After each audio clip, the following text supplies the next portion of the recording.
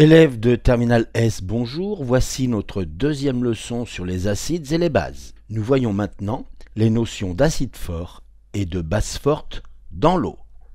Nous abordons donc la notion de réaction quasi totale, celle d'un acide fort ou d'une base forte dans l'eau, ou celle de la réaction entre un acide fort et une base forte.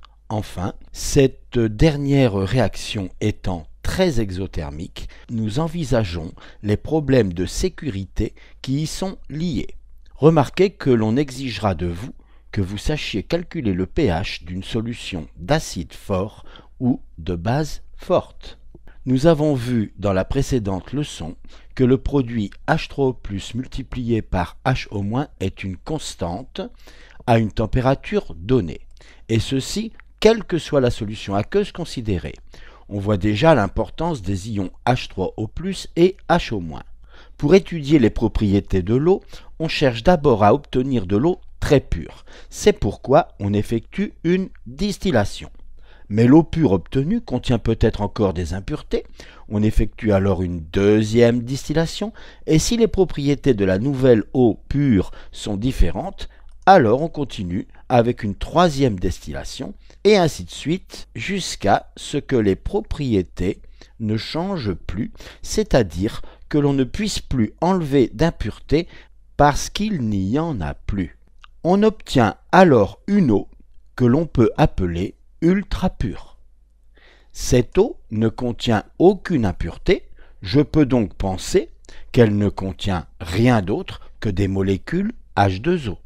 Mais, parmi les propriétés que l'on peut étudier, on observe que la conductivité de l'eau, ultra pure, même si elle est très faible, n'est pas nulle. L'eau conduit très légèrement le courant électrique. L'eau contient donc des ions. Ces ions sont en fait H3O+ et HO-.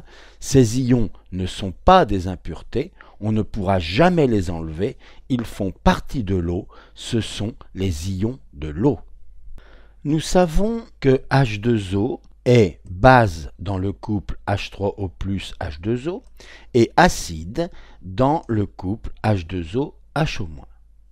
Si nous considérons deux molécules d'eau qui réagissent entre elles, l'une peut se comporter comme base en captant le proton de l'autre qui se comporte comme acide.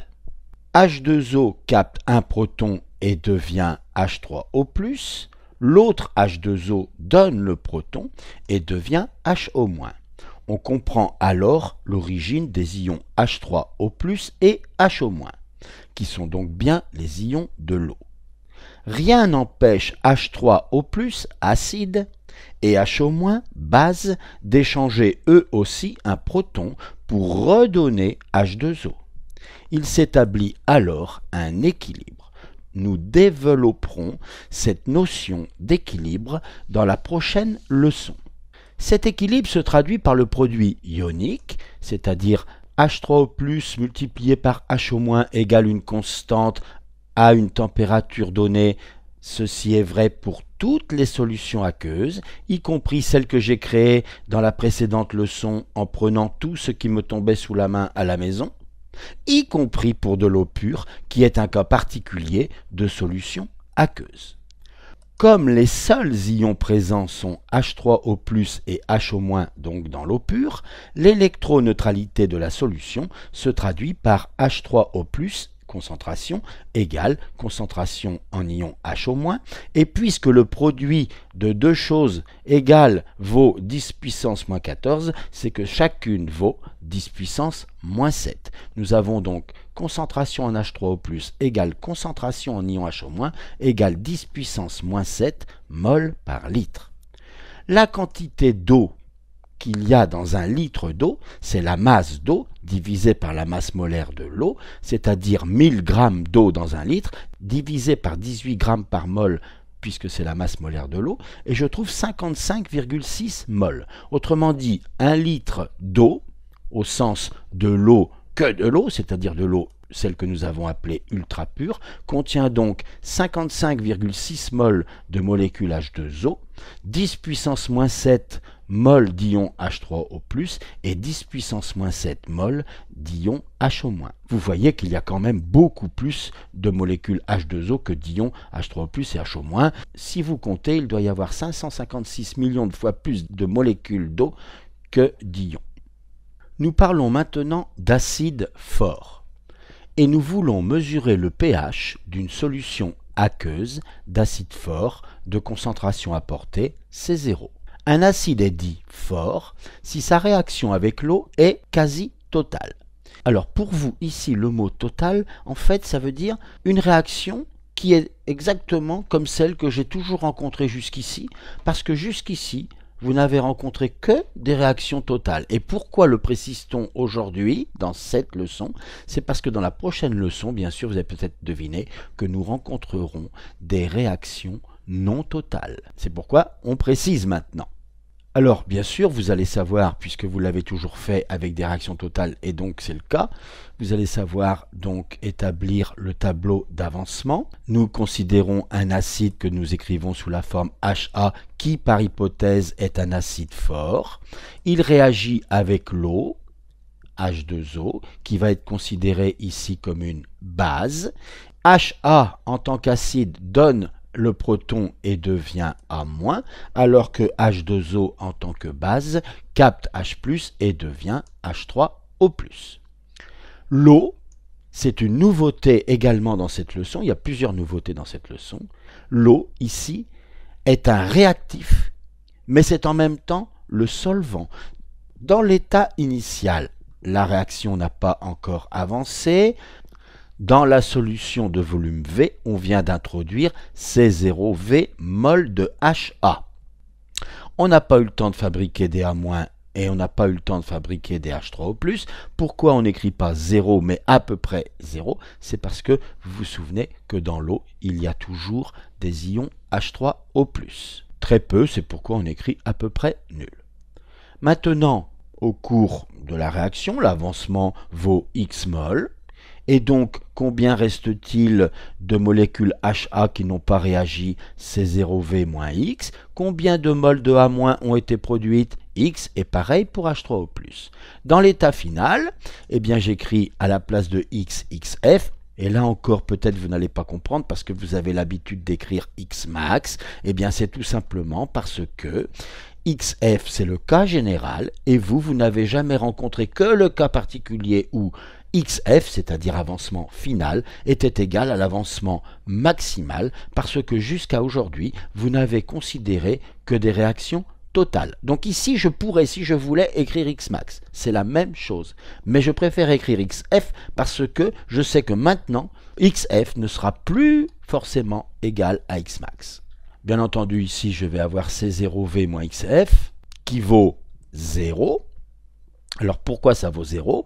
Parce que j'ai considéré que HA était un acide fort et qu'il réagissait totalement ou quasi totalement. Donc HA donne tous ces protons. Si je mets une mol de HA, ça va donner une mol de protons et donc je vais obtenir une mol de A- bien sûr. XF, bien sûr, vaudra donc C0V puisque C0V moins XF vaut 0. Et pareil pour H3O+, qui vaut C0V. Maintenant, je vais pouvoir exprimer le pH d'une solution d'acide fort en fonction de la concentration apportée, c'est 0, parce que j'ai mon bécher, j'ai apporté N0 mol de HA dans un volume V, eh bien, combien vaut le pH? La concentration apportée en HA, c'est C0 qui vaut N0 sur V. J'écris la formule du pH qui vaut moins logarithme en base 10 de la concentration en ion H3O+, et je remplace concentration en H3O+, par N0 sur V, c'est-à-dire, je lis mon tableau, N0 c'est C0V sur V, ça fait donc C0. Voilà la réponse. Le pH d'une solution aqueuse d'acide fort de concentration apportée C0, c'est moins log de C0. Nous faisons le même raisonnement avec la base forte. Nous voulons chercher le pH d'une solution aqueuse de base forte de concentration apportée C0. Une base est dite forte si sa réaction avec l'eau est quasi totale. Et nous allons remplir le tableau d'avancement. A- est donc une base forte qui va donc capter un proton et devenir Ha. Ce proton va être donné par l'eau qui joue le rôle d'acide et qui va donc devenir HO-. L'eau est en même temps réactif et solvant, et dans l'état initial, l'avancement est nul. La quantité de A-, c'est ce qu'on vient d'introduire, c'est 0V mol. Les HA n'ont pas encore été produits, et les HO-, il y en a une toute petite quantité. Quand l'avancement vaut X mol, eh bien, il reste dans la solution C0V moins X mol de A-, et on a produit X mol de HA et de HO-, et dans l'état final, l'avancement vaut X final. Ici, exceptionnellement, il vaut Xmax aussi. Et bien entendu, comme la réaction est totale, C0V moins XF vaut 0. Et j'en déduis que XF vaut C0V. Et donc, je connais la quantité de HO- qui vaut C0V. Je vais maintenant calculer le pH. Le pH, c'est bien entendu moins logarithme en base 10 de la concentration en ion H3O+, c'est-à-dire moins logarithme en base 10 de Ke sur HO-. J'ai remplacé concentration en H3O+, par Ke sur HO- en utilisant le produit ionique de l'eau. Maintenant, c'est une propriété du logarithme. Je trouve que c'est moins log de Ke moins log de HO- qui vaut évidemment C0V sur V, c'est-à-dire C0. Et donc, je trouve pKe, que je reconnais ici, plus log de C0. Si la température est de 25 degrés, ce qu'on considérera très souvent, le résultat c'est 14 plus log de C0. Donc, le pH d'une solution de base forte de concentration apportée C0, c'est 14 plus log de C0 si la température est de 25 degrés, bien sûr. Réaction entre un acide fort et une base forte. La réaction d'un acide fort avec une base forte est totale. Regardez, dans le bécher, j'ai une solution aqueuse de base forte. Autrement dit, si vous avez compris, la solution est déjà faite, c'est une solution aqueuse, donc elle contient des ions HO-. Et dans le tube, nous avons une solution aqueuse d'acide fort, donc la réaction a déjà eu lieu quand on a versé l'acide fort dans l'eau, et donc on a une solution contenant des ions H3O+. Donc en fait, la réaction maintenant, quand je vais verser le tube à essai dans le bécher, la réaction qui va avoir lieu, c'est les ions H3O+, qui vont réagir avec les ions HO- pour donner 2H2O. Et cette réaction est totale comme nous venons de le dire. Regardez, vous voyez qu'on observe une augmentation importante de la température. On dit que la réaction est exothermique et donc elle libère beaucoup d'énergie, surtout évidemment si les solutions sont concentrées. La réaction acide fort, base forte est très exothermique, c'est pourquoi je porte des lunettes, je porte une blouse en coton avec minimum 3 boutons, j'ai des gants éventuellement, si j'ai des cheveux longs, je les attache, et si j'ai une écharpe, je ne laisse pas traîner l'écharpe, je la mets à l'intérieur de la blouse. Vous ferez donc très attention quand vous manipulerez des acides et des bases en séance de TP. Il ne faut jamais verser d'eau dans l'acide, parce que si je verse de l'eau dans l'acide, localement, puisque la réaction est très exothermique, il peut y avoir des projections. Et ces projections, évidemment, sont des projections d'acide brûlant. Si je verse l'acide dans l'eau, je peux aussi avoir des projections, mais cette fois, c'est de l'eau brûlante qui est éjectée. La leçon est terminée. La prochaine fois, vous avez peut-être deviné que nous parlerons des acides faibles et des bases faibles. À bientôt!